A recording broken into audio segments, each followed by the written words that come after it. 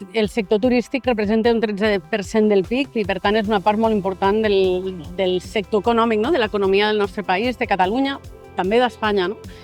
Que està basada en un sector que és molt fort, que està traient a molta gent, però ens agradaria ser potència, creiem que això es pot combinar perfectament intentant ser potència tecnològica, no? I, per tant, apalancar la tecnologia al negoci per ser el més no només eficient, sinó el més efectiu possible i ser una destinació de referència en aplicació de la tecnologia, no? Llavors, això parteix d'un convenciment de l'Agència Catalana de Turisme de l'estreny que és el turisme, però sobretot de com quan a un sector li apliquem la tecnologia despunta, no? Potser el turisme és dels sectors que ha costat més, però podríem dir que la productivitat a Catalunya ha millorat per l'aplicació dels fons europeus que s'han basat en una Twin Transition, no? Que sigui el sector més sostenible, amb millores d'eficiència energètica, però també la digitalització. I voldria posar en valor, no, el passet que ha fet aquests darrers 5 anys, fa 5 anys només de la pandèmia, no? On el sector ha fet un avançament clar en el que és la tecnologia. Creiem que és el moment de fer una altra mirada i un altre pas endavant per posicionar-nos i fer avançar tota la destinació. Nosaltres el que fem és posar a les empreses, donar-los eines perquè puguin parlar amb diferents experiències que passen al mercat i veure com elles poden aplicar això al seu negoci.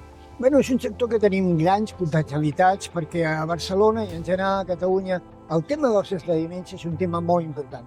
I aquest sector sofrirà una transformació tecnològica importantíssima, brutal, a l'hora d'agafar clients, a l'hora d'atendre els visitants, a l'hora d'oferir serveis afegits als visitants, i aquí no estem preparats. Ens cal un teixit de petites i mitjanes empreses que portin tota aquesta tecnologia dintre del sector. Ens cal convèncer les empreses de robòtica que també hi comencin a ser, perquè el futur del sector també en part és robòtica, i per això ens cal fer una acció estructural dintre del sector. I si no ho fem nosaltres, ens ho faran els altres.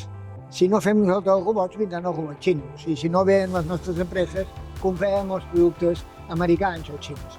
I més val que ho fem nosaltres. Avui ens han fet ser conscients, jo crec que estem a les beceroles, que hem d'aprofitar molt bé totes aquestes noves eines que ens aporta la IA, perquè al final és un assistent, és quelcom o una suma d'assistents, com dèiem ara en el taller, que ens ajudarà moltíssim, no? A agilitzar processos i aprofitar millor el temps per poder ser més productius.